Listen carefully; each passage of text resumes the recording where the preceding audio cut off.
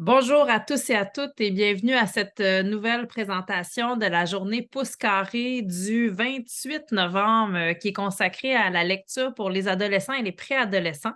Donc, c'est notre deuxième présentation de la journée. On a découvert en première partie le regroupement des éditeurs franco-canadiens.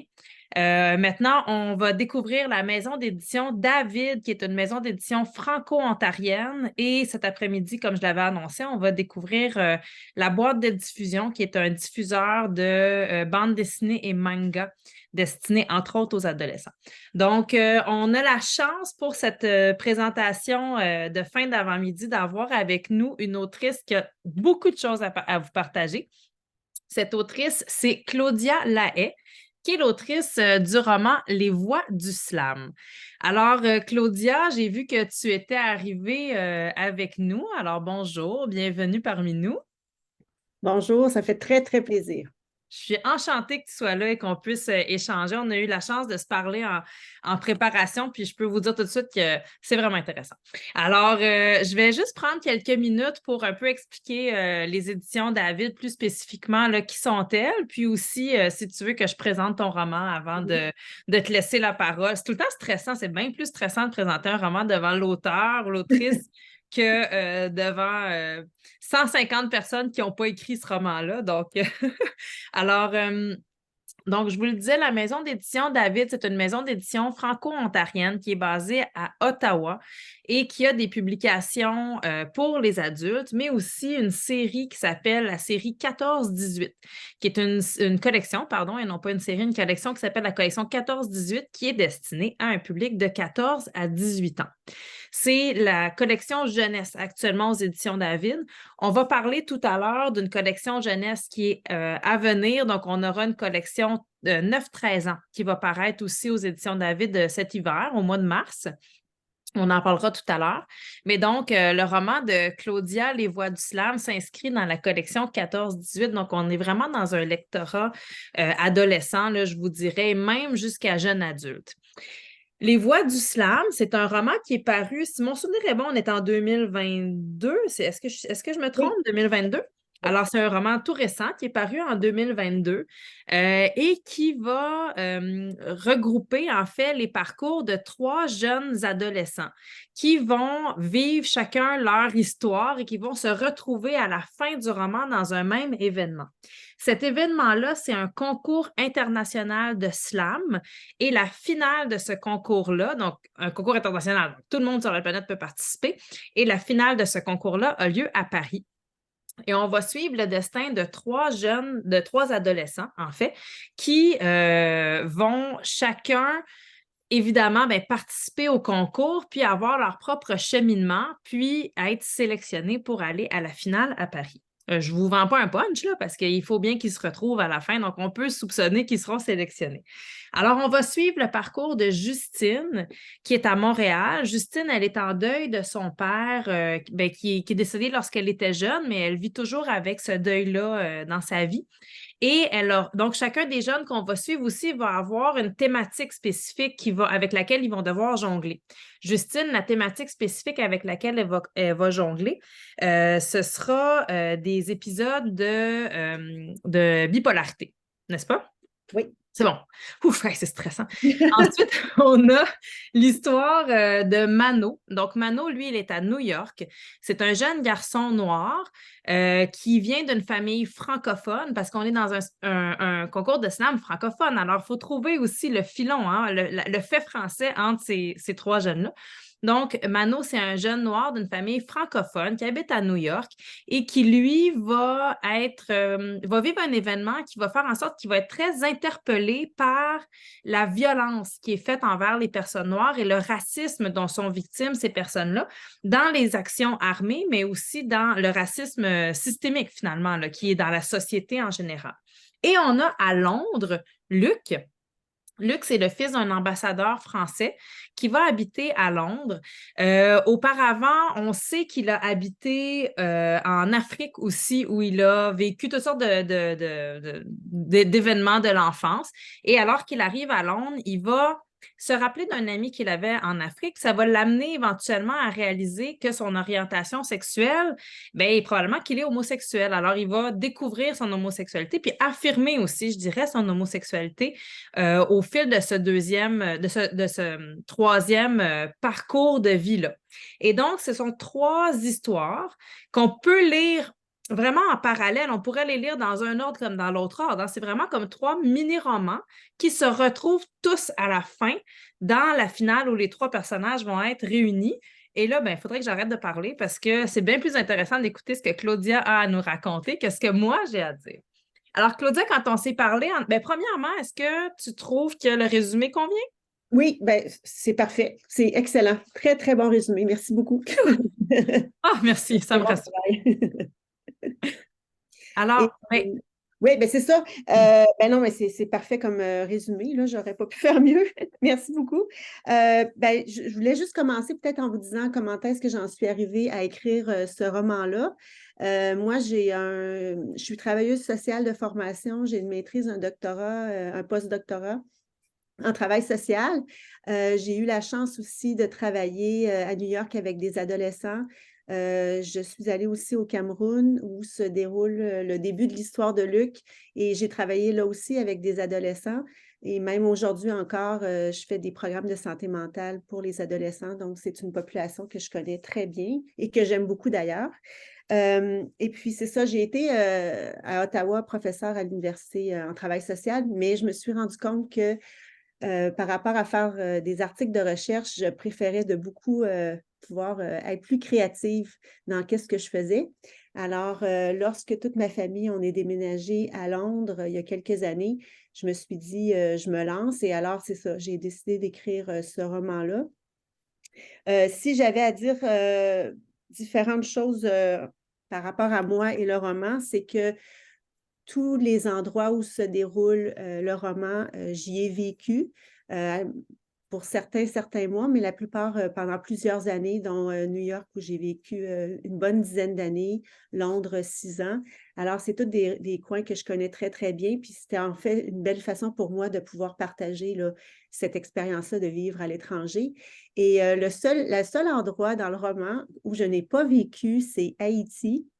Et puis, comme on le mentionnait, c'est que justement, je voulais absolument que mon personnage à New York parle français. Alors, je me suis dit, comment est-ce que je vais faire ça?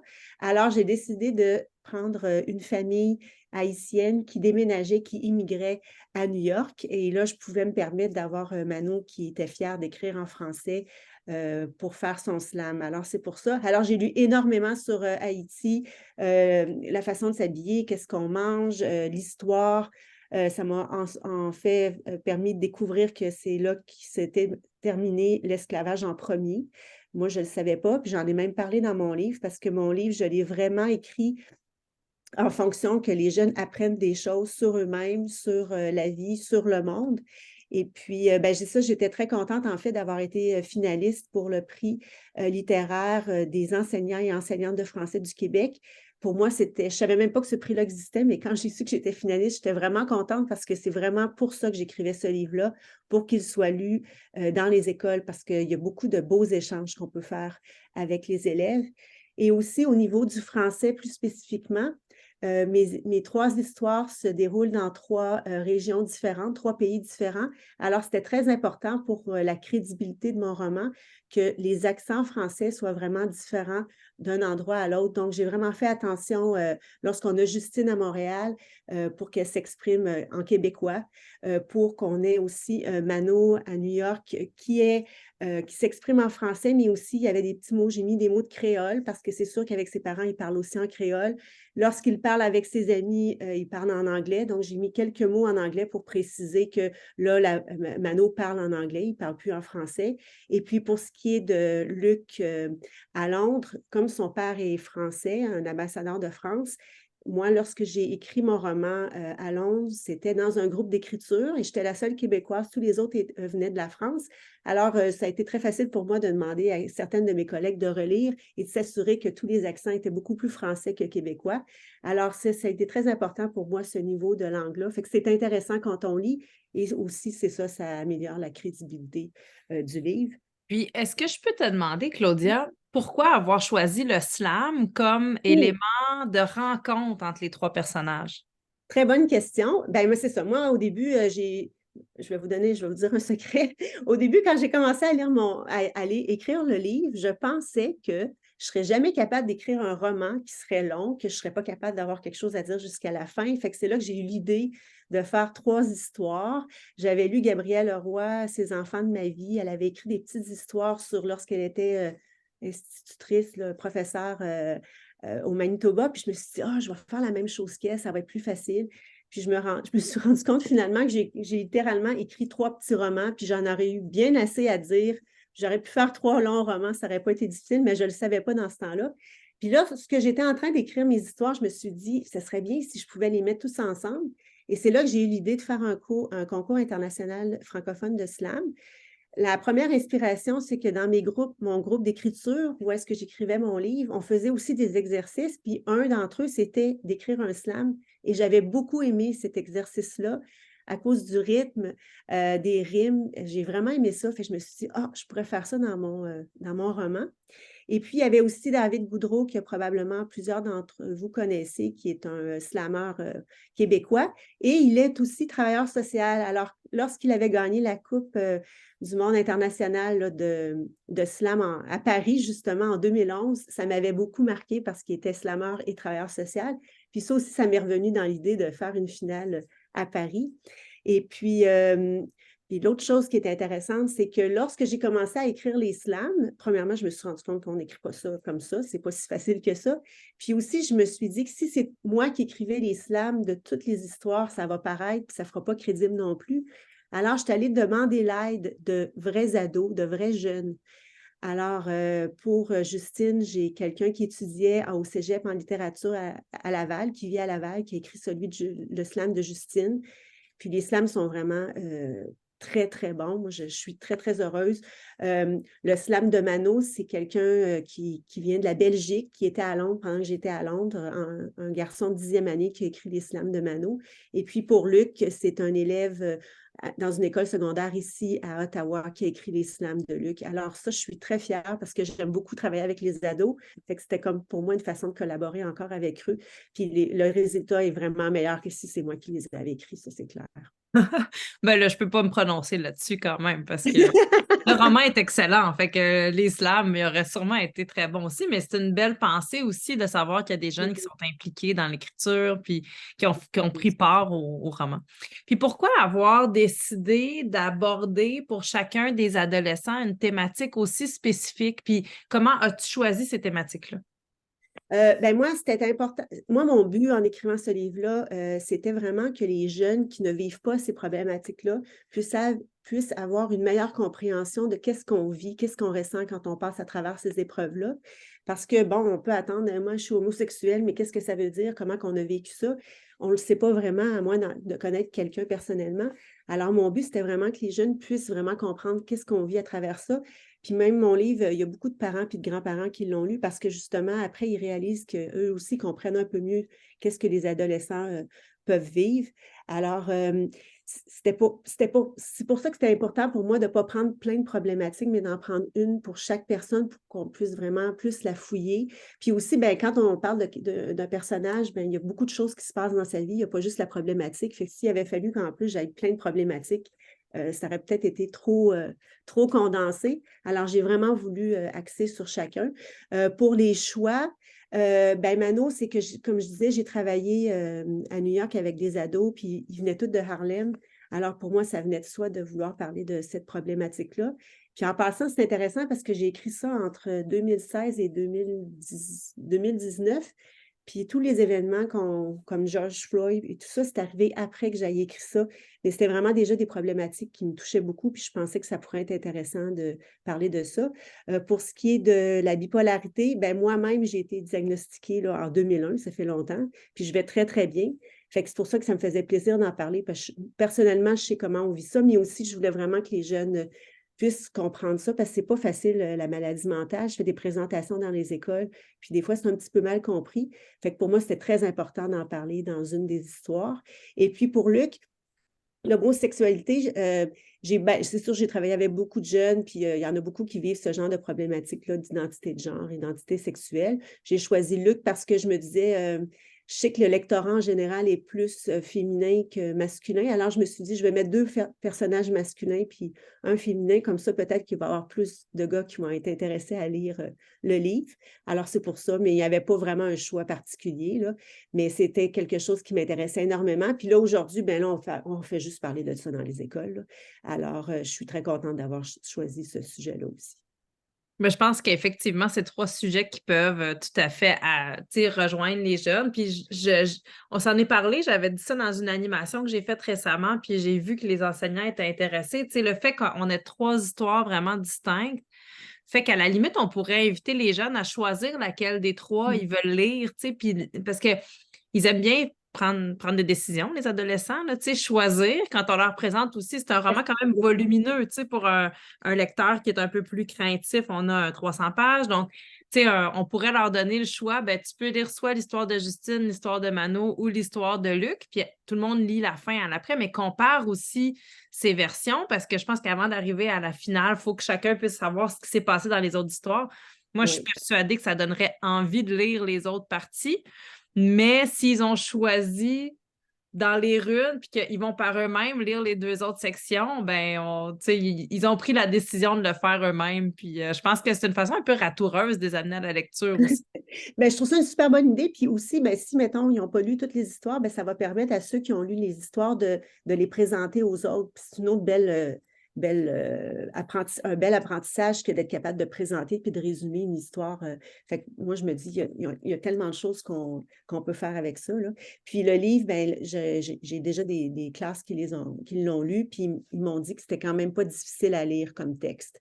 Alors, je pense que Oui, ça peut très bien se faire. Puis l'idée de lire juste une histoire, il n'y a aucun problème. Je pense que tout le monde va être capable de se rejoindre à la fin sans problème. oui, puis cela dit, je pense qu'on devrait le lire au complet, là, à mon avis.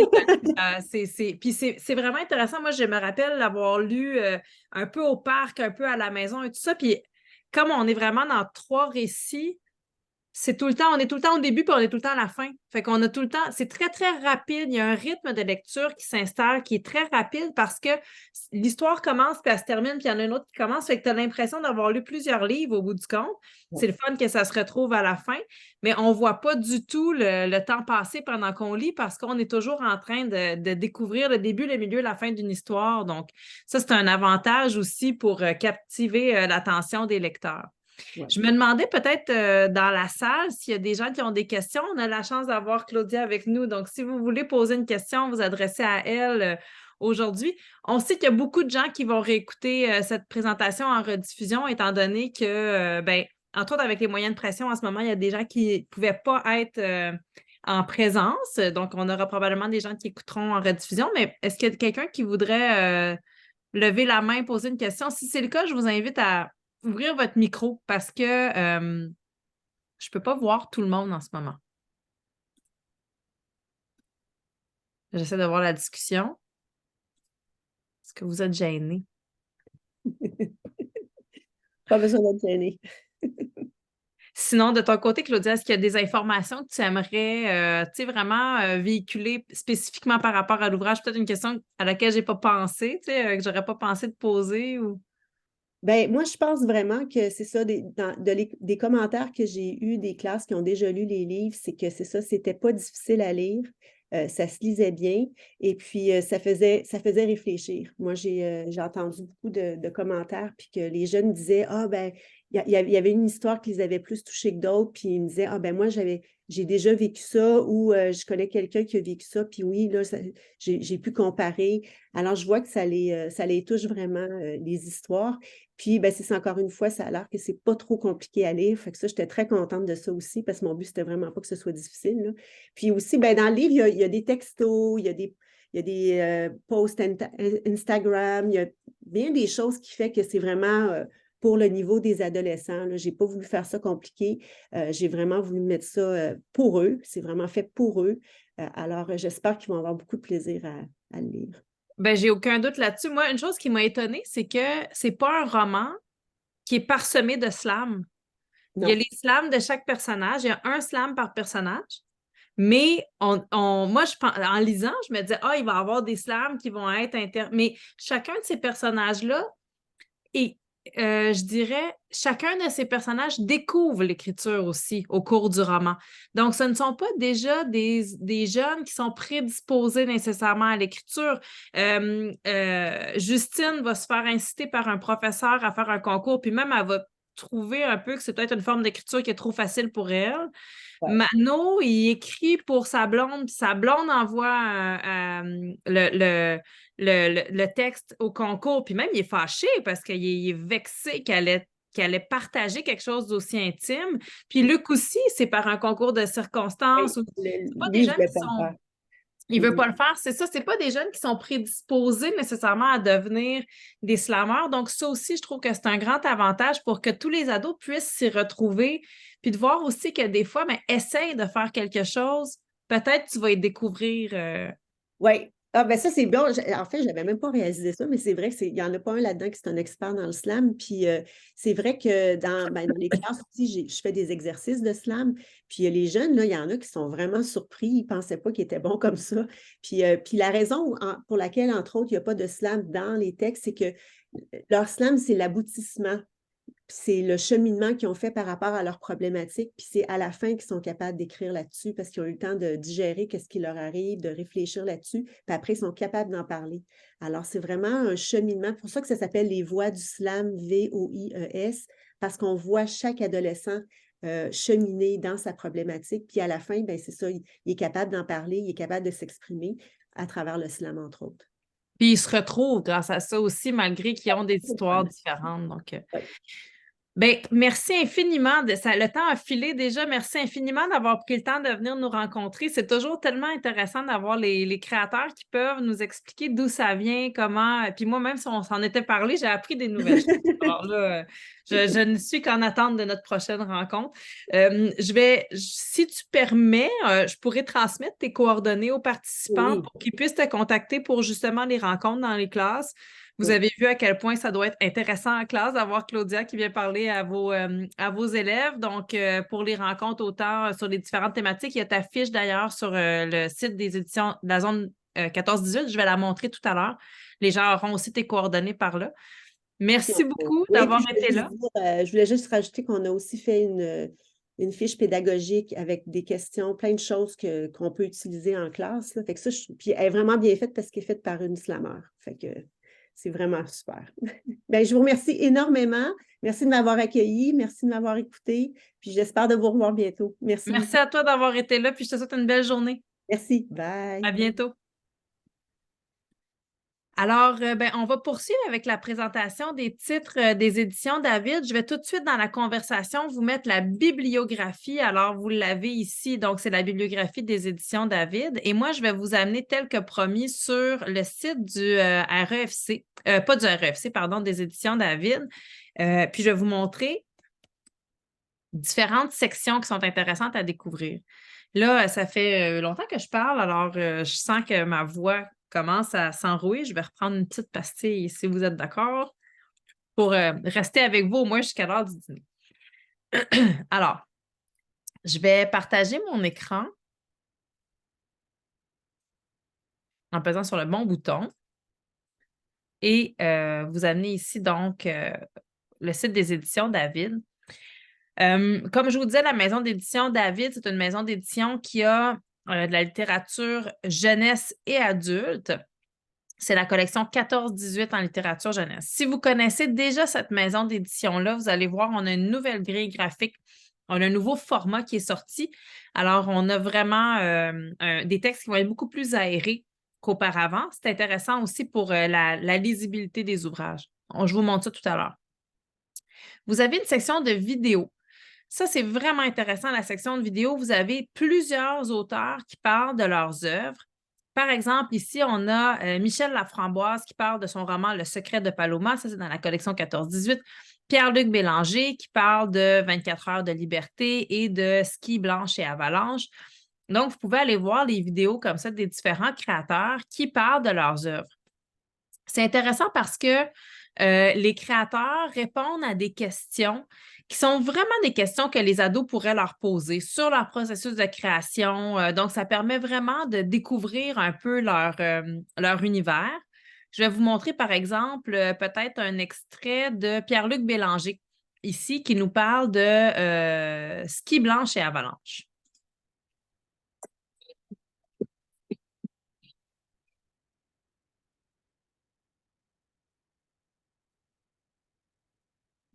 Ma première source d'inspiration pour ski blanche et avalanche, c'était simplement le ski alpin, qui est mon sport préféré. J'avais le désir de raconter une histoire qui tournait alentour du ski alpin. Ensuite, je voulais aussi créer quelque chose avec un mauvais garçon, vu que dans 24 heures de liberté, c'est l'histoire de Sébastien qui était un bon garçon. Puis là, je voulais jouer le jeu d'être le mauvais garçon, de rentrer dans la peau de ce personnage-là, parce que c'est très différent de ma personnalité. Je veux que ça bouge. Il me semble que ça prend de l'action. Il faut qu'il y ait quelque chose qui se passe tout le temps. Même mes romans, la plupart de mes romans préférés, lorsque je lis, ce sont des romans où il y a toujours de l'intrigue, puis du mystère, puis de l'aventure, puis du voyage. Moi, je trouve que c'est ce qui m'accroche, puis je me dis que ça va accrocher aussi beaucoup de jeunes lecteurs. J'aime écrire l'été, parce que là, j'ai des vacances, puis j'ai plus de temps. Normalement, ma routine, c'est de revenir de kayak, ensuite m'asseoir de 8h à 10h, puis j'écris pendant 2 heures en regardant l'eau. Je trouve ça m'inspire, ça m'aide. Ensuite, passer 10 heures, c'est fini pour la journée, je touche pas à ça, je passe à d'autres activités. Mais je trouve pour moi, c'est le meilleur temps. Je suis une personne matinale, donc ça m'aide d'écrire. Je vais vous laisser visionner la fin de la capsule de façon autonome, mais vous voyez, donc, on a vraiment une façon de découvrir les créateurs de la maison d'édition avec des questions simples, des questions accessibles. Alors, ça, c'est pour le site des éditions David. Maintenant, je vais vous amener voir un autre site qui s'appelle La Zone 1418, qui est le site de la collection 1418. Et là, dans la Zone 1418, vous avez plein de matériel sur les différents livres. Par exemple, on avait Claudia avec nous tout à l'heure avec Les Voix du Slam. Ça vous amène à la fiche sur le site des éditions David. Vous avez donc les nouveautés qui sont affichées ici.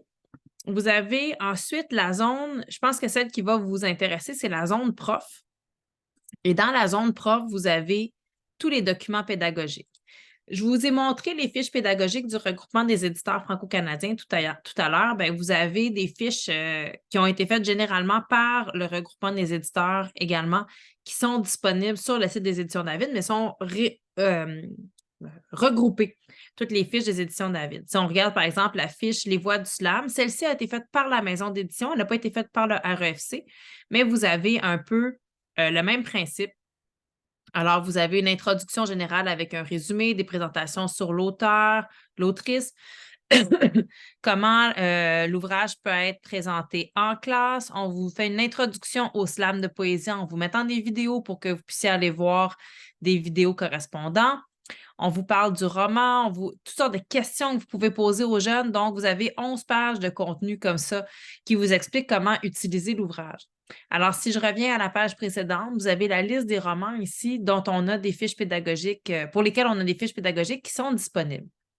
Et au bas, vous avez les ateliers d'écriture. Donc, les différents créateurs de la maison d'édition peuvent être invités. Vous pouvez les rencontrer, les inviter en classe. Si on va voir, par exemple, Claudia Lahaye, vous avez un document qui explique quel niveau scolaire est visé, combien de temps dure l'atelier, de quoi elle a besoin, quelle est la mise en contexte, comment fonctionne son atelier avec les coordonnées des éditions David. Et c'est vrai pour plusieurs des auteurs. Et pour en avoir rencontré plusieurs, c'est vraiment des auteurs intéressants avec des choses à partager avec les élèves qui sont vraiment intéressantes. Donc, ça vous donne déjà là, quelques ressources et vous avez aussi un catalogue que vous pouvez aller visiter. Donc, vous avez le catalogue 14-18 ici avec l'ensemble des romans qui s'y retrouvent, des plus récents jusqu'aux plus anciens. Je vous disais qu'il y avait une nouvelle collection, une nouvelle mise en page aux éditions dans la collection 14-18. Il y a 2 romans qui sont parus cet automne avec cette nouvelle mise en page. Si vous connaissez déjà la maison d'édition David, vous savez que le format était un peu petit. Donc, on était vraiment dans le format de poche avec souvent un texte un peu dense. Donc, il y avait des commentaires de la part des jeunes lecteurs qui disaient que c'était imposant. Alors, j'ai travaillé avec eux en consultation pour revoir la grille graphique et leur graphiste a fait un travail extraordinaire pour proposer une nouvelle grille. Donc déjà, si je vous compare le format, maintenant, dans la collection 14-18, vous allez trouver des livres qui sont plus grands, donc un format qui est plus, vous voyez un peu la différence. Et donc, on a les deux nouveautés qui sont parues. Il y a Rose du désert de Michel Laframboise, qui est une autrice de romans de science-fiction, qui offre la suite à son roman Le secret de Paloma, qui avait déjà été publié auparavant dans la grille précédente. Donc, on avait ici Le secret de Paloma, puis ici, on a Rose du désert. Et vient de sortir Webkinyu, Un pied dans chaque monde. Si le nom de Webkinyu vous est familier, c'est après avoir écrit ce roman, il a été élu premier ministre du Manitoba. Donc, c'est le premier ministre autochtone qu'on a au Canada qui a élu un gouvernement qui est très diversifié. Et donc, il avait ce roman, il a écrit plus qu'un roman. Puis il y avait celui-ci qui était en traduction déjà aux éditions David et qui a été publié en cours de route. Si je vous montre maintenant l'intérieur, donc on a vraiment travaillé à avoir une grille graphique qui est beaucoup plus lisible, un miroir de page qui est plus aéré. Vous avez des plus grandes marges et c'est moins serré au centre ici. On a choisi aussi un papier qui est un peu jaune, donc avec un aspect qui est plus reposant pour les yeux qu'un papier qui est très blanc, comme c'était le cas auparavant. Puis une typographie aussi qui est très lisible. Donc, il y a vraiment un beau travail qui a été fait pour que ces livres-là soient plus accessibles aux jeunes lecteurs. Je vais vous... OK. J'ai eu un petit regard pour l'heure parce que je veux vous parler des romans pour ados. On va commencer comme ça.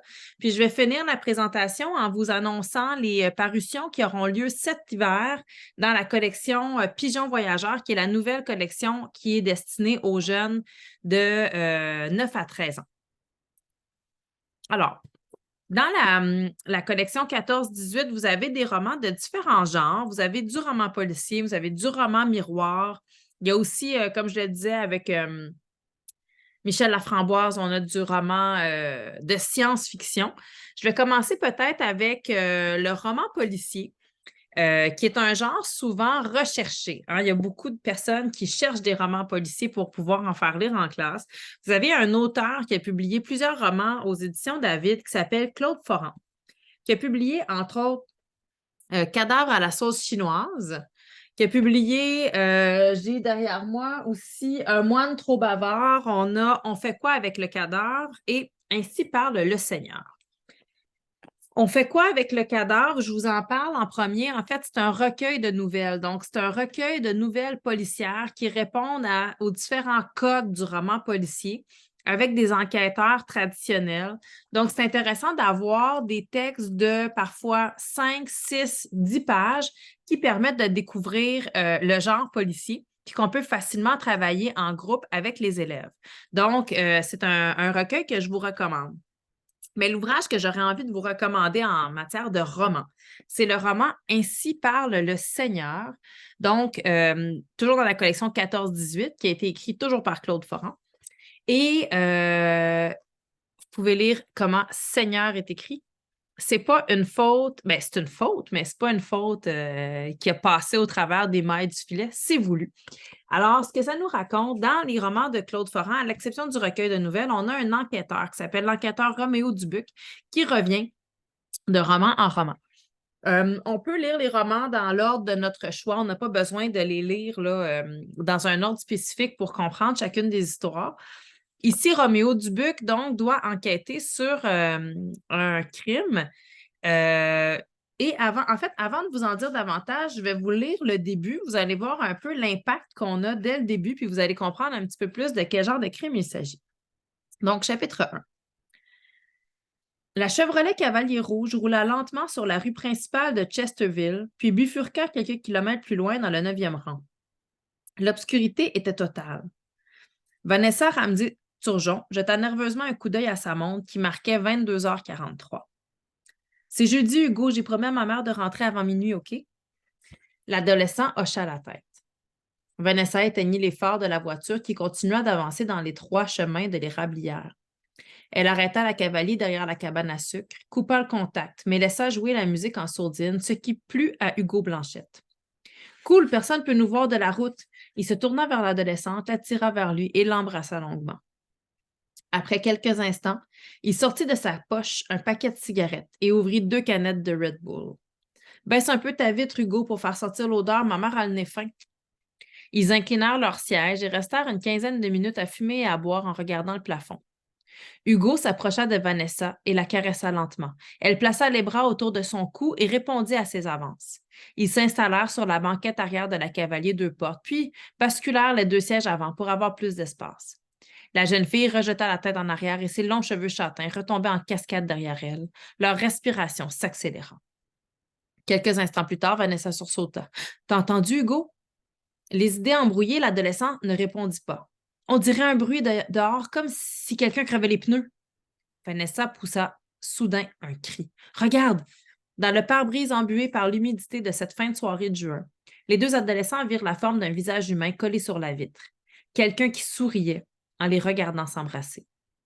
Vanessa et Hugo étaient paniqués. Ils regardaient béatement cette scène irréelle comme si c'était un film au cinéma. Hugo fut le premier à réagir. Il cria « Attends que je sorte, mon cochon, t'es pas mieux que mort! » L'adolescent allongea le bras pour tenter d'ouvrir la porte extérieure, pour tenter d'ouvrir la porte avant. Il sentit qu'elle était bloquée de l'extérieur. Vanessa tremblait de tout son corps. « C'est qui dehors, Hugo, tu le connais? » Elle était effrayée et regardait dans toutes les directions. La buée sur les vitres qui les empêchait de voir à l'extérieur rendait la situation intenable. Elle cria à nouveau en apercevant une tête humaine coller cette fois sur la vitre arrière de la cavalier. Elle enfouit son visage dans ses mains et se mit à pleurer. Le visiteur nocturne marchait maintenant autour du véhicule avec un bidon d'essence à la main. Un mur de flammes s'éleva soudain dans la nuit, encerclant la voiture de ses 2 occupants. La fumée et les vapeurs d'essence pénétraient rapidement par les 2 vitres laissées entr'ouvertes. Incommodés par la fumée dense et prisonniers du siège arrière, Hugo et Vanessa hurlaient en martelant les vitres arrière de la voiture. Avant de perdre conscience, ils entendirent chantonner « Feu, feu, joli feu, ton ardent nous éblouit. Feu, feu, joli feu, danse dans la nuit. » Je vous en dis pas plus. Vous avez donc la scène d'ouverture d'un roman policier parfaite pour attirer les jeunes. Vous leur faites la lecture à voix haute en classe de cette scène-là, puis vous les lancez après ça dans la lecture du roman. C'est sûr qu'ils sont curieux de savoir ce qui est arrivé à ces 2 jeunes adolescents. Je pourrais vous dire juste un petit truc, c'est de ne pas trop vous attacher au personnage parce que, malheureusement, l'incendie dans l'auto sera mortel pour les 2 jeunes adolescents et l'enquêteur Roméo Dubuc devra évidemment enquêter sur cette situation-là et sur d'autres crimes qui vont arriver. Puis on va se rendre compte que les crimes sont reliés entre eux, entre autres par le sujet des péchés capitaux. Alors, c'est des crimes à caractère religieux pour punir des comportements religieux déviants qui seront commis. Et il va y avoir comme ça l'enquête qui va être menée. On a le personnage également de la jeune, pas la jeune, mais de la journaliste de la ville qui est aussi présente.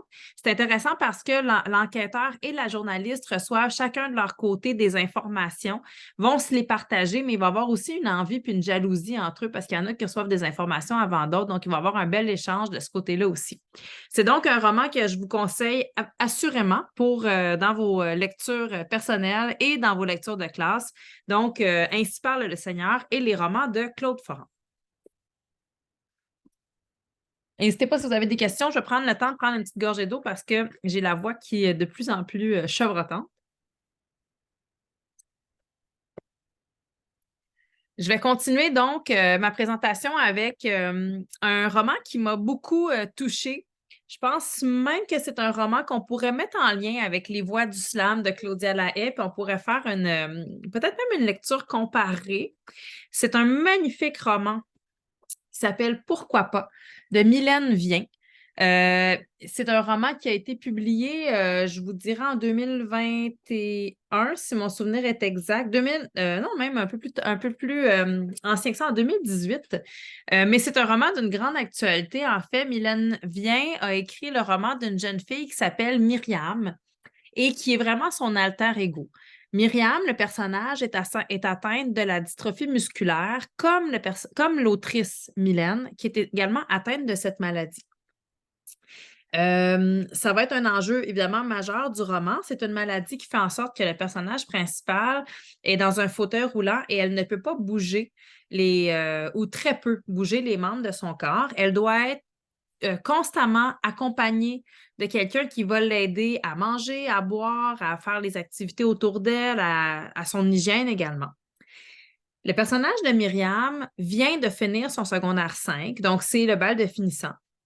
Et comme elle va avoir 18 ans, ou comme elle vient d'avoir 18 ans, elle doit changer de médecin. Donc, elle avait un pneumologue qui était pédiatrique et elle va devoir avoir un médecin pour adultes.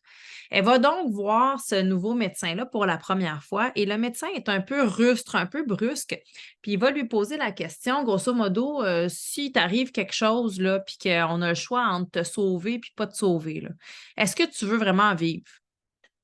Puis, elle a 18 ans, elle est dans la fleur de l'âge, évidemment. Myriam va répondre, ben oui, je veux vivre. C'est quoi cette question-là? Mais cette question-là va vraiment la troubler, puis va l'habiter. Et ça va l'amener à prendre des décisions pour vivre intensément sa vie. Donc, après son bal de finissant, elle va lancer l'idée à Mike, qui est son chauffeur. Donc, elle a un chauffeur d'un autobus adapté qui vient la chercher à tous les jours, qui est le même chauffeur qui s'occupe d'elle depuis des années. Puis elle va lui dire, moi, si je pouvais cet été, je voudrais partir en road trip. Et là, de fil en aiguille, Mike va revenir la voir puis va lui dire, écoute, j'avais un voyage qui était prévu dans un festival western, mais la personne qui devait m'accompagner, elle ne peut plus venir. Est-ce que tu voudrais m'accompagner au festival? Et donc, avec un autobus adapté, ils vont prendre la route. Donc, Myriam, Mike, l'accompagnatrice de Myriam qui s'appelle Elisabeth et son ami qui s'appelle Stuart, qui est pas mal mignon, en tout cas au goût de Myriam. Et ça va être ce road trip qui va être vécu par cette jeune fille-là. On est vraiment dans un roman de première fois, premières expériences, éveil à la vie. Vous savez, ces romans d'été, des romans de road trip, là, des romans de voyage où un jeune vit pour la première fois des expériences qui l'ouvrent au monde et à la vie. Il y a des feux de camp, il y a des baignades de minuit, il y a ces moments qui sont extrêmement joyeux, des chalets qui sont racontés. Puis, en cours de route, il va arriver une série de mésaventures, dont celle-ci que je vais vous lire. Alors, on est à la fin d'un spectacle au Festival Western.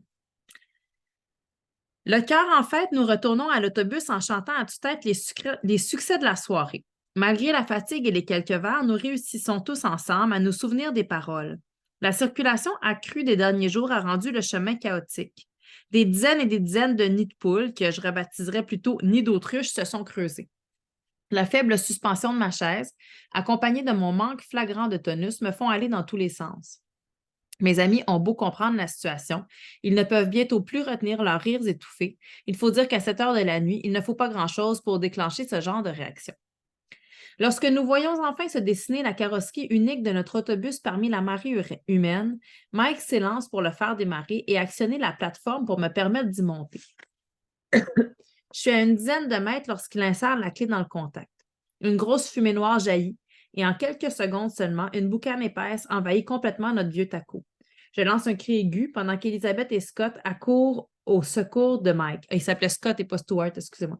Je reste là, complètement apeurée, à hurler de toutes mes forces désespérément. « Mike, Mike, sors de là, vite, Mike, sors! » Après ce qui me semble être une éternité, il émerge de ce qui reste de notre beau bolide, le nez enfoui au creux de son coude et l'autre main balayant l'air. Plié en deux, il tousse à de nombreuses reprises. Une odeur infecte règne maintenant autour de nous. Témoins de la scène, des gens viennent rapidement, armés d'extincteurs.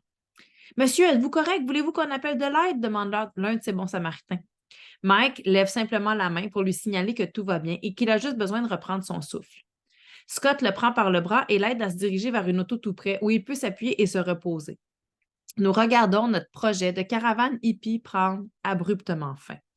Malgré la tristesse de la scène, je vois un subtil sourire se dessiner sur le visage de Mike. Ne comprenant pas cette réaction, je crois d'abord n'avoir affaire qu'à un simple jeu d'ombre, mais je le vois soudain éclater de rire. Et hilar, Mike va constater que ce véhicule, ils ne peuvent plus l'utiliser puis ils sont coincés là. Mais imaginez, vous êtes coincé dans un stationnement d'un festival western, probablement très loin, avec quelqu'un qui est dans un fauteuil qui pèse 1 tonne, avec une personne qui n'a pas de tonus musculaire. Donc, il n'est pas possible de prendre la personne et de l'asseoir sur un banc d'une voiture parce que cette personne-là ne pourrait pas se tenir sur le banc de la voiture. Il faut donc trouver une solution pour déplacer cette personne dans son fauteuil jusqu'à un endroit sécuritaire.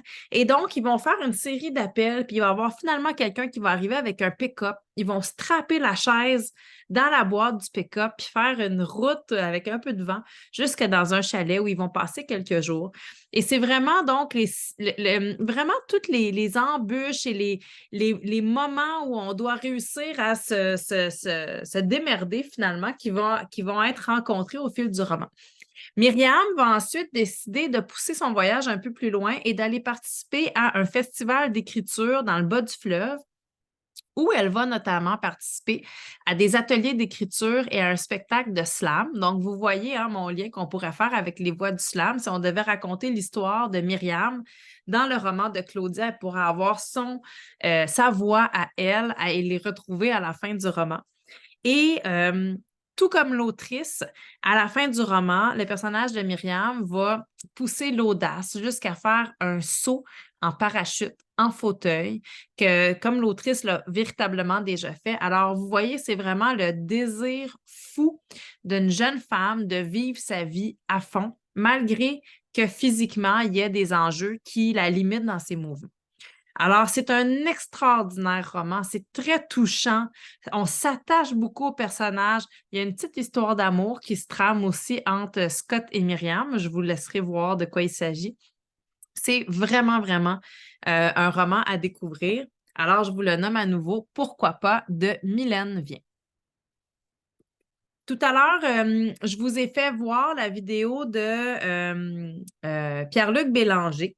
Donc, Pierre-Luc Bélanger parlait dans la vidéo de Ski, Blanche et Avalanche, qui est un roman qui met en scène un mauvais garçon. Alors, il a écrit plusieurs romans, Pierre-Luc Bélanger, entre autres L'Odyssée des neiges, qu'on voyait aussi tout à l'heure. C'est lui aussi qui a écrit Dany à la dérive, que j'ai ici. Il a écrit également, son dernier roman, c'est Prise 2, publié également aux éditions David. Je vous parle de Ski, Blanche et Avalanche justement parce qu'il met en scène un garçon un peu plus, disons, j'allais dire coquin, mais un garçon avec un peu des enjeux de comportement. C'est un roman qui est assez court aussi. On a 190 pages, vraiment une intrigue qui va se passer très rapidement. Et ça met en scène donc le personnage de Cédric Poitras. C'est un jeune garçon au secondaire qui accumule les mauvais coups et plus ça va, il est vraiment sur une pente là, qui mène vers les mauvais coups, la petite criminalité. Alors, son père décide que c'est fini la vie de bohème pour le remettre dans le droit chemin. Son père décide de l'envoyer passer la fin de son année scolaire en Colombie-Britannique, sur une montagne qui est gérée par son grand-père, le grand-père de Cédric. Donc, après ma barre, on pourrait penser que c'est presque une récompense. Hein? Tu vas aller finir ton école à distance sur une montagne de ski en Colombie-Britannique. Sauf que Cédric arrive chez son grand-père. Il va se rendre compte que son grand-père, il est quand même assez sévère. Il y a des façons de faire un peu strictes. Il va se rendre compte qu'en plus de finir son école à distance, il doit travailler. Là, il se dit, hey, moniteur de ski, c'est quand même pas si pire. Mais il se rend compte que sa première job, ça va être d'être la mascotte dans le stationnement. Fait que son gros rêve de glamour en Colombie-Britannique vient de faire poète, poète, poète. Et il se retrouve dans une mascotte qui pue à devoir diriger des autos avec des enfants tannants qui arrivent pour skier. Parallèlement à ça, on sait qu'à la montagne qui s'appelle le Mont-Renard, il y a de la prospection immobilière. Donc, il y a des acheteurs qui voudraient acheter le Mont-Renard pour en faire un grand lieu de villégiature. Excusez-moi l'anglicisme, mais un grand resort de ski. Ils veulent en faire un lieu où les familles vont aller, puis il va y avoir de l'hébergement, puis des hôtels, puis ils veulent développer la montagne. Sauf que le grand-père, il ne veut pas, lui. Il s'appelle Éphrem. Éphrem ne veut pas que la montagne soit développée à ce rythme-là. Il veut que ça reste un mont familial. Au fur et à mesure que le roman avance, il y a des du sabotage qui va avoir lieu sur la montagne. Nous, comme lecteurs, on se doute bien que ce sont les acheteurs qui sabotent la montagne. Ils vont couper les lignes de remonte-pente. Ils vont même abîmer le matériel pour prendre soin des pistes. Ils vont mettre le feu au chalet au haut de la montagne. Et vers la fin du roman, parce que moi, j'ignorais ça, mais en Colombie-Britannique, les montagnes sont tellement hautes qu'il y a des neiges très, très tardives, voire éternelles au haut des montagnes. Alors, pour prolonger les saisons de ski, saviez-vous ça? On met de la dynamite dans le haut des montagnes pour créer des avalanches pour que la neige descende vers le bas des pentes et que la saison de ski soit prolongée. Ça s'appelle ski, blanche et avalanche. Alors, on a créé une avalanche artificielle comme ça. Et malheureusement, après l'avalanche, il n'y a plus. Ça a comme un peu servi à rien. Et un soir, alors que la montagne vient de fermer, il y a une avalanche qui est déclenchée, mais cette fois-ci, ce ne sont pas les employés qui ont déclenché l'avalanche. On va se rendre compte que ce sont les potentiels acheteurs, là, ceux qui veulent voler la montagne finalement, qui ont déclenché une avalanche. Mais une avalanche, ça reste que c'est dangereux. Et Éphrem, le grand-père, était en train de faire sa tournée de la montagne pour vérifier qu'il ne restait personne sur les pistes quand l'avalanche a été déclenchée. Alors, Cédric ainsi que Stanislav vont aller ensemble à la recherche du grand-père. Je vous lis un extrait. Le moteur peine dans l'épaisse couche de neige, gracieuseté de cette avalanche surprise. Nous avançons tout de même rapidement. Stanislav et moi espérons que les pistes étaient vides lorsque la neige s'est mise à débouler. Jusqu'à présent, nous n'avons pas vu de traces de qui que ce soit. Tout à coup, le phare de notre véhicule éclaire le capot d'une motoneige. Je reconnais celle de grand-papa, renversée, sans doute par la vélocité et le poids de la neige. Stanislav éteint le moteur. Il se précipite derrière son véhicule afin de fouiller dans le petit compartiment de rangement sous le siège. Il en sort 2 lampes de poche, en allume une et me tend la seconde. Euclide ne doit pas être loin. Il regarde partout, dans les arbres aussi. Il a peut-être grimpé pour éviter l'avalanche. OK, pourvu qu'on le trouve. La lune et nos 2 lampes éclairent plus ou moins bien l'endroit où nous nous trouvons. Nos recherches sont ralenties par la neige qui nous fait enfoncer jusqu'aux genoux. Il me vient à l'esprit que mes raquettes seraient vraiment utiles. Toutefois, la situation est urgente. Donc, pas question de retourner chez moi pour aller les chercher. Découragé devant l'immensité du terrain à passer au peigne fin pour secourir mon grand-père, je m'empare de ma radio émettrice et appelle des renforts. Enfin, le bruit d'un hélicoptère fend l'air. Les agents braquant de puissantes lumières sur la surface que nous... Les agents braquent de puissantes... Voyons, j'ai de la misère.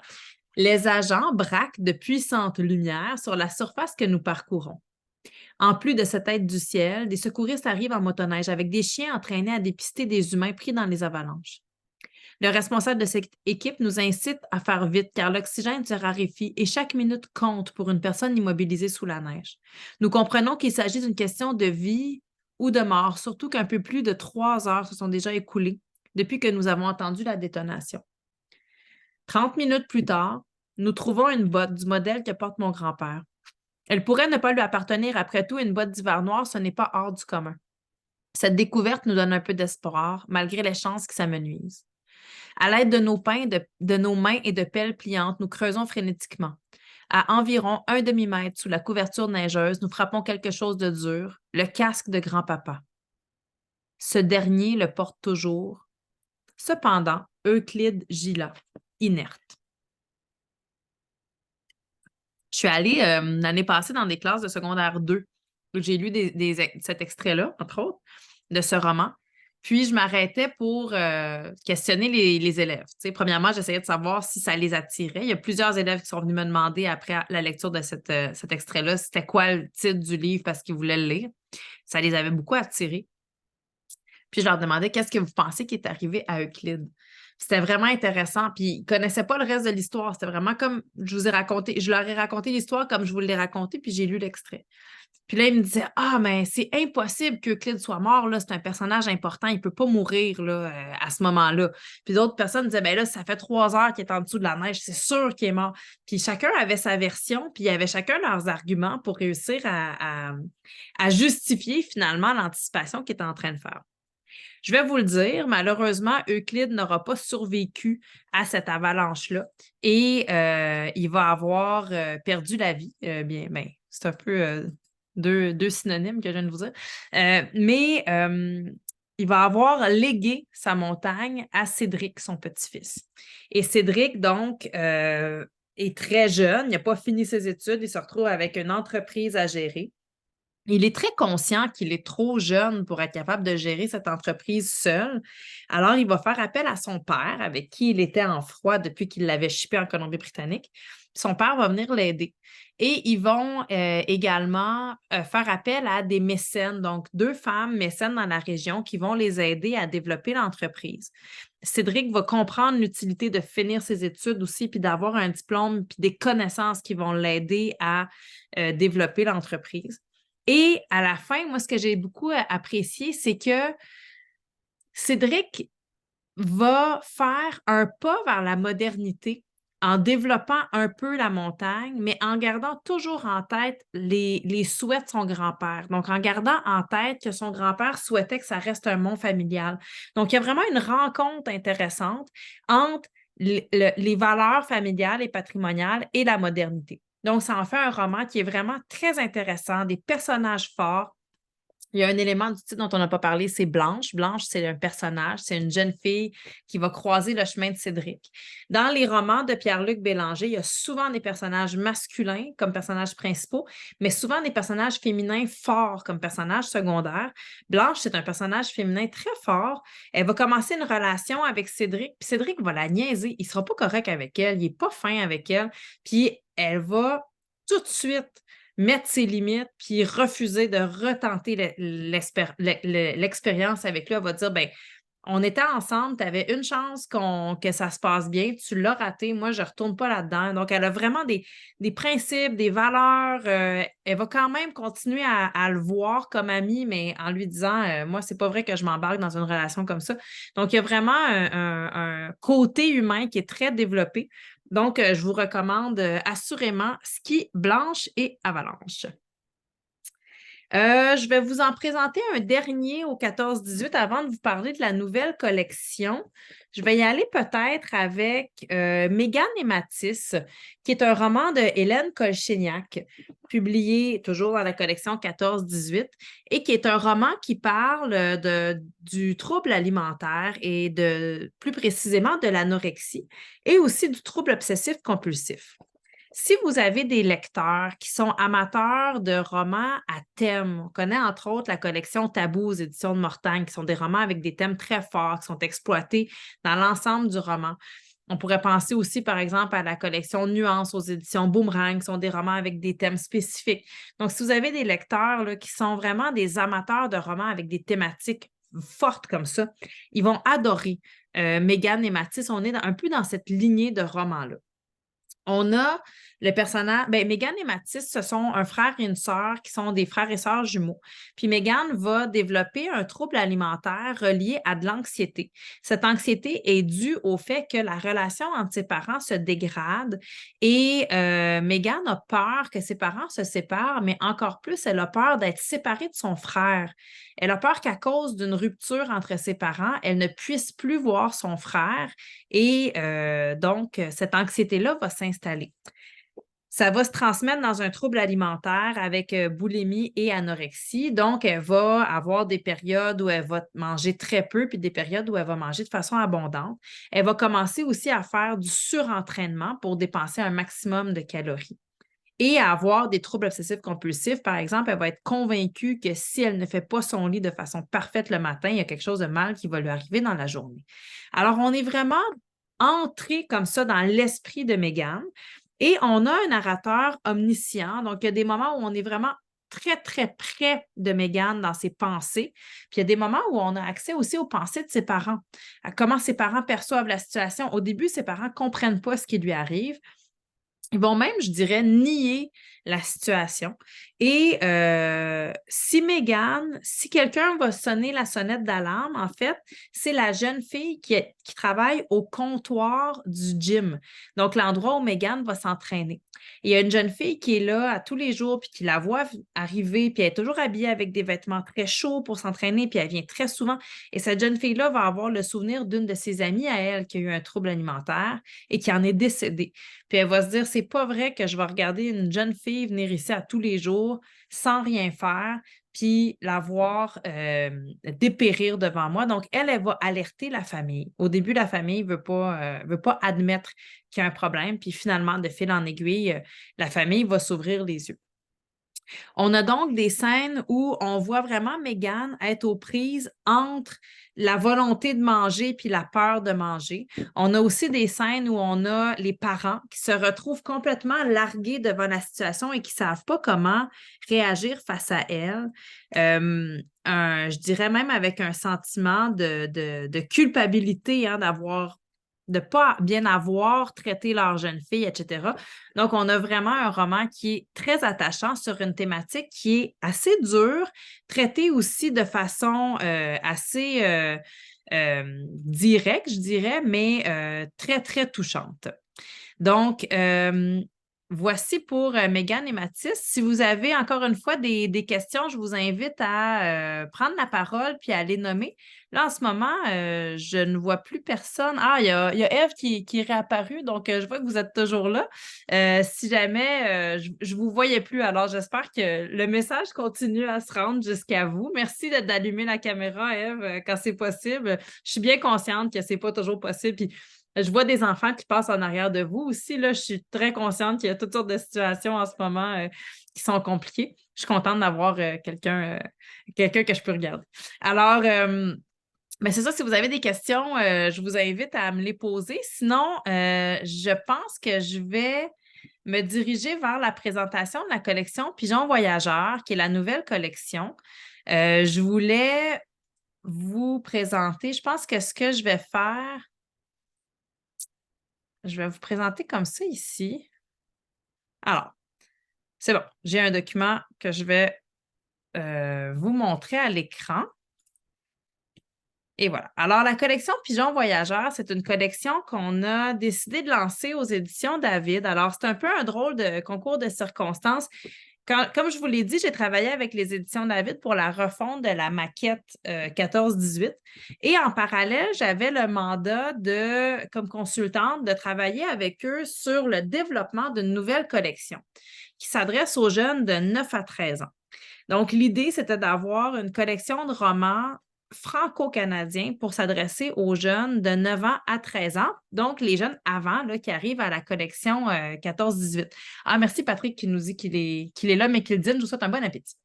Alors, de fil en aiguille, j'ai travaillé avec eux à développer cette collection-là.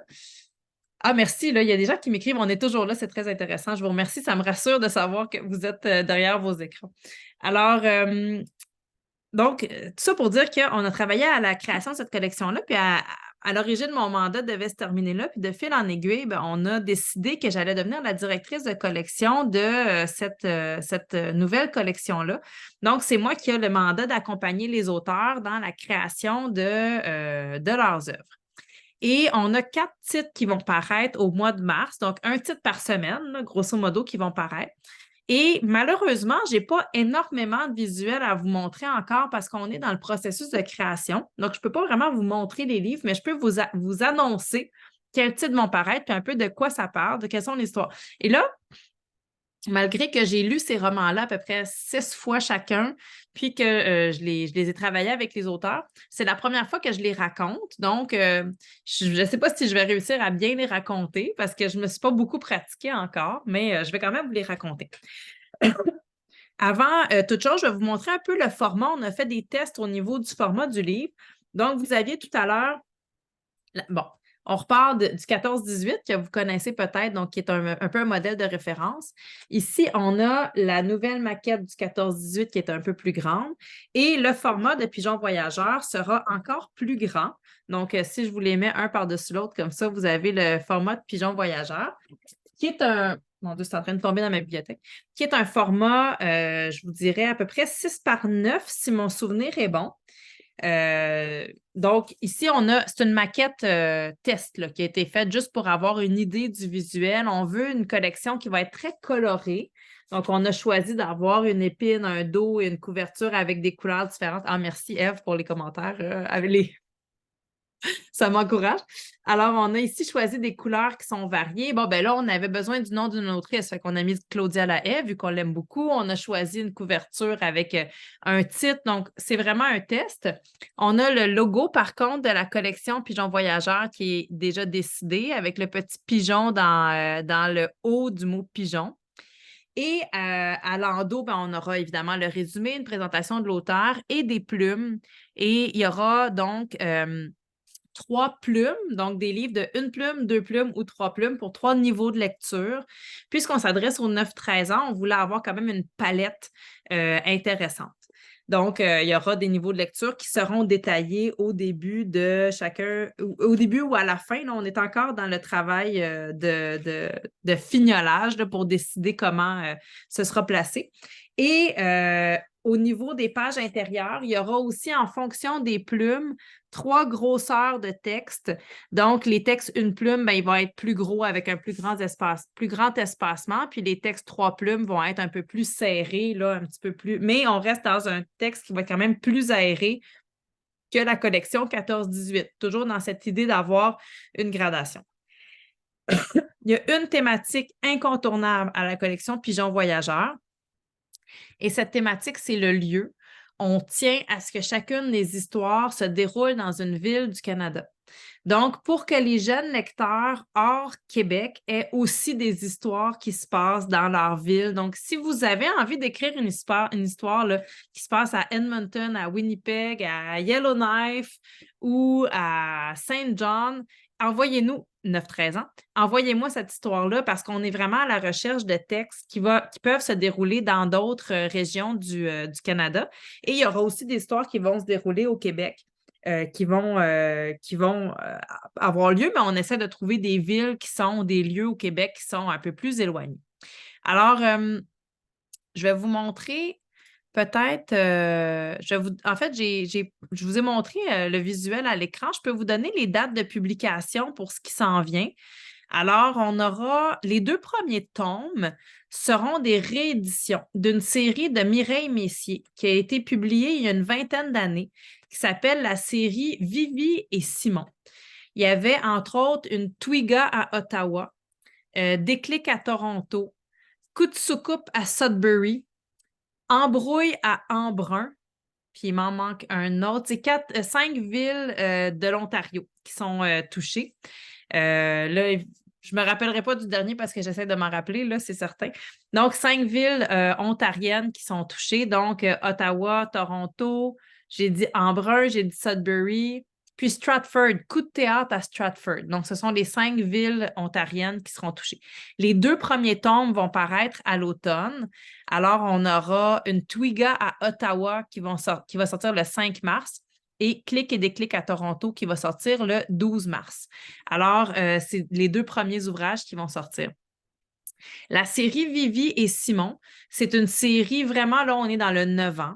C'est une série qui met en scène 2 frères, un frère et une sœur, Vivi et Simon, qui vont vivre toutes sortes d'aventures et qui vont créer éventuellement, qui vont se regrouper sous le groupe LOUPE, L-O-U-P-E. Donc, c'est l'association officielle c'est des enquêteurs, en fait. Donc, c'est L-O-U-P-E pour l'acronyme de leur groupe d'enquêteurs. Donc, on est dans des romans d'enquête qui se passent dans 5 villes canadiennes. Le premier, une Twiga à Ottawa, raconte l'histoire de Vivi et Simon qui ont gagné un concours de dessin avec l'ambassade du Canada et qui reçoent un prix. Et ce prix-là, c'est une Twiga. Donc, tout au début du roman, ils essaient de deviner ça va être quoi leur prix, c'est quoi une Twiga, c'est quoi une Twiga. Puis quand ils arrivent devant chez eux, il y a une immense, immense, immense, immense boîte. Puis ils ont reçu une girafe, mais une vraie de vraie girafe. Et là, ils sont mal pris. Est-ce qu'ils ont une girafe à Ottawa puis ils doivent réussir à faire quelque chose? Fait qu'ils vont essayer de lui trouver une place où habiter. Donc, ils vont se rendre au marché Bail. Ils vont se rendre pour essayer de la vendre. Ils vont se rendre au Musée des Beaux-Arts parce qu'elle est tellement, Musée des Beaux-Arts du Canada parce qu'elle est tellement belle que quelqu'un qui aime les belles choses va vouloir avoir une belle girafe. Ils vont se rendre au Festival des Tulipes. Donc, comme ça, ils vont visiter des lieux forts de la ville d'Ottawa. Et finalement, ils vont rencontrer le carillonneur du Parlement qui a perdu son emploi parce que la machine pour faire sonner le carillon est brisée. Alors, ils vont trouver que c'est assez logique. Une girafe avec un long cou puis un carillonneur qui a besoin de quelque chose pour faire sonner ses cloches, ça va bien ensemble. Donc, c'est la première enquête. Et la deuxième enquête, ils vont en voyage chez leur tante et leur oncle de Toronto. Et à Toronto, ils vont se rendre à la Casa Loma. Et à la Casa Loma, vont trouver par un concours de circonstances un petit appareil photo caché dans un vieux calorifère et ils vont réussir à faire développer l'appareil photo. Ils vont se rendre compte que c'est des photos qui datent des années 60-70, puis ces photos-là ont été prises par quelqu'un. Il est écrit sur l'appareil photo KGB. Donc, ils vont faire toute une enquête pour trouver à qui appartient l'appareil photo. Ils vont se promener partout dans la ville de Toronto. Ils vont aller visiter les différents lieux de la ville de Toronto pour finalement trouver à qui appartenait cet appareil photo. Donc, c'est des romans qui permettent vraiment de découvrir les villes et de façon très loufoque et amusante avec les jeunes. On est vraiment dans un niveau de lecture de 9 ans. C'est amusant parce que dans le travail éditorial, c'est sûr que faire le travail éditorial autour de romans qui ont déjà été publiés, c'est différent parce que les textes ont déjà été travaillés. Mais ça avait été publié à l'époque aux éditions Vermillon, qui n'existent plus. Mais malgré que les textes avaient déjà été travaillés, il y a 20 ans qui ont passé depuis la publication de ces textes-là. Alors, il y a 20 ans, quand on écrivait une histoire d'enquête, les jeunes, ils ne prenaient pas un cellulaire pour regarder sur Internet pour répondre à une question ou ils n'appelaient pas facilement. Il fallait qu'ils rentrent chez eux pour appeler. Donc, il a fallu faire une mise en contexte pour que les jeunes comprennent que ces histoires-là ont été écrites ont été vécues, en fait, à une époque où il n'y avait pas nécessairement les moyens de communication aussi rapides qu'on a aujourd'hui. Alors, on a tout travaillé le texte en ce sens-là. Il y a aussi des éléments dans l'écriture que l'autrice a voulu changer parce qu'en 20 ans, Mireille Messier a écrit tellement pour la jeunesse. En 20 ans, son écriture a évolué. Donc, elle a voulu mettre à jour certains éléments de son texte. Des fois, des blagues aussi qui étaient des blagues il y a 20 ans qui étaient dans le contexte, qui étaient amusantes, qu'aujourd'hui, on comprend moins. Donc, on a fait vraiment une très, très belle mise à jour. C'est des ouvrages qui sont encore beaucoup demandés, entre autres en Ontario, parce que pour les jeunes lecteurs ontariens, d'avoir des histoires qui se passent dans leur ville, c'est très, très excitant. C'est très amusant. Donc, on a publié, on aura ces deux œuvres-là qui vont paraître, là, comme je le disais, le 5 et 12 mars. Ensuite, on aura le 19 mars paraîtra le roman Mystérieuse rencontre sur la grève de Claudine Paquet. Claudine Paquet qui a écrit aussi beaucoup, beaucoup de romans pour la jeunesse et qui nous arrive ici avec un roman qui se passe sur la Côte-Nord. Donc, on va rayonner sur la Côte-Nord à partir de cette île et dans les environs. C'est l'histoire d'un jeune garçon qui va passer l'été, une partie de l'été chez sa cousine sur la Côte-Nord et ils vont aller, ils ont 12 ans environ, ils vont aller sur la grève fréquemment, regarder, faire des châteaux de sable ou des châteaux de roche, ils vont aller regarder la mer et tout ça, ils vont visiter énormément et alors qu'ils sont sur la grève, voient apparaître un vieil homme et son chien. Et c'est un milieu où tout le monde se connaît. Là. Donc, ce vieil homme et ce chien-là, la cousine de notre personnage principal, d'Émile, elle ne le connaît pas, elle ne l'a jamais vu. Donc, elle se dit, il y a quelque chose de pas normal. Là. S'il y a quelqu'un que je ne connais pas ici, il faut que j'aille savoir c'est qui. Puis, ils vont aller le questionner, puis se rendre compte que ce vieil homme s'appelle Monsieur Joseph. Il vient d'emménager chez sa sœur qui vient de mourir. Donc, il a hérité de la maison.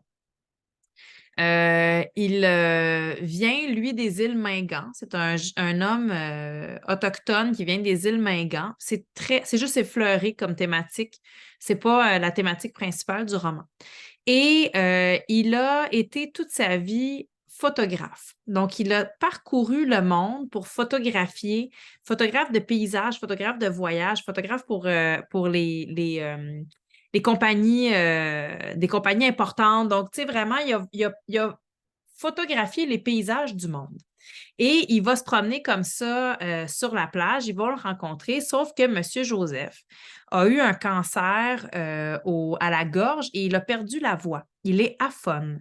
Donc, il n'arrive pas à communiquer par la voix avec les deux jeunes. Par le biais du chien qui est avec eux, le chien va être un peu comme la porte d'entrée pour réussir à parler avec lui. C'est un vieil homme assez bourru, solitaire. Évidemment, il est en deuil en plus. Donc, mais petit à petit, il va se laisser approcher par ces deux jeunes-là. Les deux jeunes ne voudront pas que les parents soient au courant qu'ils vont voir un inconnu sur la grève, d'autant plus que cet inconnu se tient beaucoup dans une grotte. Et c'est une grotte où on peut être pris par la marée si on n'a pas fait attention à l'horaire des marées. Donc, et quand elle était jeune, la jeune cousine a été prise dans la grotte, donc c'est entièrement interdit d'aller dans ce coin-là. Elle va défier l'autorité des parents à 12, à 12 ans. Excusez-moi. Je vais prendre une petite pause un instant.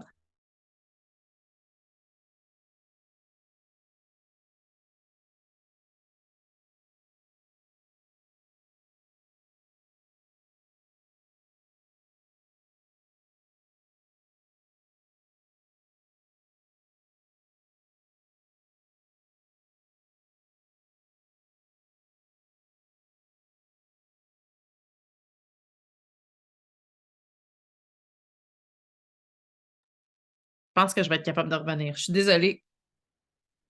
Quand j'ai le moindre petit rhume, c'est vraiment ma partie faible. Imaginez, c'est mon travail. Mais c'est ma partie faible, la gorge, je m'étouffe. Je suis désolée. Alors, donc, je disais par le biais du chien, ils vont apprendre à entrer en communication avec lui. Puis, ils vont se développer une relation d'amitié et de confiance entre M. Joseph et les deux jeunes adolescents qui le font à l'insu des parents. Donc, on a un roman qui est à cheval entre l'enquête pour essayer de découvrir qui est cet homme-là. C'est une enquête quand même, je dirais, si on peut appeler ça une enquête douce, c'est-à-dire que c'est une enquête pour essayer de comprendre qui est cette personne-là. Mais il n'y a pas de meurtrier, il n'y a pas de méchant, il y a pas. C'est vraiment une curiosité, la curiosité des jeunes d'essayer de comprendre à qui ils ont affaire, puis pourquoi ce monsieur-là parle plus. Puis son chien a toujours deux valises sur son dos. Pourquoi il y a des valises sur son dos, tu sais, des petites pochettes? Et bon, M. Joseph va vivre des ennuis de santé qui vont faire en sorte qu'à un moment donné, les parents vont être obligés d'être informés. Et là, ben, il va se créer avec lui une espèce de communauté d'entraide. Au travers de ça, ben, Émile, avec sa famille, chez qui il est, va être amené à découvrir plein de régions de la Côte-Nord. Donc, ils vont rayonner. On va avoir un voyage aux îles Mingan. On va avoir un voyage pour aller voir les galets. On va donc pouvoir se promener comme ça à plusieurs endroits puis découvrir comme lecteur la Côte-Nord. Donc, c'est vraiment un roman qui est un vrai roman de voyage. On est ici, à mon avis, dans les 12 ans. Lecture de 12 ans, ça va être un 3 plumes. Donc, on est dans un niveau d'écriture qui est un peu plus poussé, mais un roman qui se lit là, par brefs chapitres. Les chapitres sont par jour de voyage. Donc, il y a vraiment un rythme qui s'installe au travers de ça. Et le dernier roman qu'on va publier va paraître celui-ci le 26 mars. Alors, le 26 mars, ce sera un roman de Daniel Marchildon, qui est un auteur ontarien aussi. Excusez-moi.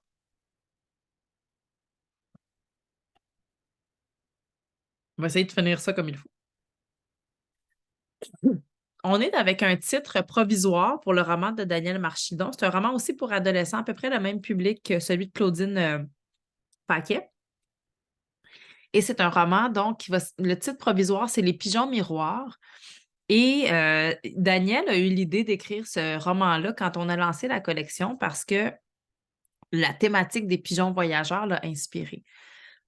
Il met donc en scène un frère et une sœur qui viennent de vivre le décès de leur père.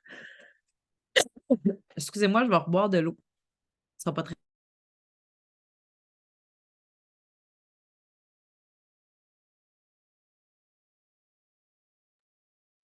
devrait l'avoir. Donc, le frère et la sœur viennent de vivre le décès de leur père et depuis que leur père est décédé, ils sont comme chien et chat. Le père est mort aussi dans une situation tragique, c'est-à-dire qu'il est allé en voiture chercher la jeune sœur, l'adolescente, là, la sœur adolescente, à une pratique de sport. Puis il y avait une tempête, puis il est arrêté à un coin de rue, puis il y a un arbre qui s'est effondré sur sa voiture, puis il est décédé. Donc, elle va se sentir coupable de cette situation-là. Puis son frère, parce qu'il est malheureux, va un peu la tenir coupable. Il sait bien que ce n'est pas de sa faute à elle, mais c'est sa façon à lui de se délester un peu de cette peine-là. Donc, ils ont une relation assez conflictuelle. Et leur mère, je suis vraiment désolée, là, c'est embêtant, ma pauvre gorge. Donc, leur mère va décider de les amener chez une cousine, une de ses cousines à elle, pour un petit voyage pendant l'été. Et on est toujours en Ontario. Et donc, cette cousine-là est un peu hurluberlue. Puis, elle leur dit qu'elle s'est froissée avec son frère il y a plusieurs années. Puis, elle voudrait peut-être reprendre contact avec lui, mais elle croit au destin. Et elle va laisser le destin décider si elle doit reprendre contact avec son frère. Le destin, ce qu'elle appelle le destin, c'est le frère et la sœur donc de l'histoire de base qui doivent chacun choisir un pigeon voyageur. Et ces pigeons seront amenés à 300 km du lieu de résidence de la cousine et devront revenir jusqu'à chez la cousine. C'est une distance qu'ils n'ont jamais parcourue. Dans la patte de chacun des pigeons, elle va mettre la moitié du numéro de téléphone de son frère. Et si les 2 pigeons reviennent à destination, elle va, en guise de récompense à ses neveux et nièces, leur offrir une bourse d'études. Donc, vous voyez, hein, c'est un peu une hurluberlue. Elle décide que c'est les pigeons voyageurs qui vont décider de si elle doit. Puis les gens, ils trouvent ça bizarre. Ils sont comme, voyons donc, tu sais, voir que c'est des pigeons qui vont décider s'il faut que tu renoues avec ton frère. Mais ils ont la bourse d'études qui leur part au bout du nez, fait qu'ils acceptent le contrat. Ils vont chacun envoyer leurs pigeons à 300 km. Ça devrait être un voyage d'à peu près une journée. Et les pigeons vont faire la route de retour. À ce moment-là, dans la narration, on va entrer dans la narration des 2 pigeons. Et c'est les pigeons qui vont nous raconter leur parcours avec les vents, la grêle qu'ils vont rencontrer ou les tempêtes de pluie, survoler les lacs. Donc, c'est les pigeons qui vont nous décrire le territoire qu'ils parcourent, chacun de leur côté. Donc, il y en a un qui part de Hamilton, puis il y en a un qui part de Ottawa pour se rendre, je ne me rappelle pas le nom de la ville, là, mais pour se rendre chez la tante. Et comme ça, ben, ils vont faire leur parcours. Il y a un pigeon qui va arriver à destination, puis un pigeon qui n'arrivera pas à destination parce qu'il s'est fait attaquer par un faucon en vol. Et de fil en aiguille, on va pouvoir retrouver ce pigeon-là. Donc, on va avoir 3 narrations, une narration omnisciente et les narrations des 2 pigeons qui nous racontent leur parcours. Le titre provisoire, c'est les pigeons miroirs parce que la relation entre ces 2 pigeons, qui sont frères et sœurs, entre les 2 frères et la sœur et entre le frère et la sœur de la cousine là, et son frère, ben, c'est tous les miroirs de relations les unes des autres, mais évidemment, ce sera des occasions pour, premièrement, questionner cette idée-là du destin. Est-ce qu'on doit vraiment laisser un élément du hasard décider si on doit renouer ou pas avec un membre de notre famille? Ça va aussi questionner la responsabilité de chacun par rapport à leur relation, puis aussi même dans la mort du père, est-ce que vraiment il y a quelqu'un qui est imputable de cet événement-là? Puis ça va questionner aussi la relation fraternelle. Et c'est vraiment, c'est une histoire qui est peut-être avec un résumé un peu plus curieux. C'est un peu étrange, mais c'est très convaincant. Daniel Marchildon est un auteur d'expérience qui est capable de raconter des histoires en nous faisant entrer dans le vif du sujet, puis dans vraiment la réalité des personnages. Donc, c'est une histoire qui est vraiment très convaincante, qui est super intéressante, qui va intéresser autant les garçons que les filles, à mon avis, parce qu'on a vraiment le point de vue des deux. On a les deux narrations omniscientes, mais c'est les deux jeunes aussi. Donc, on a comme 4 points de vue finalement sur l'histoire.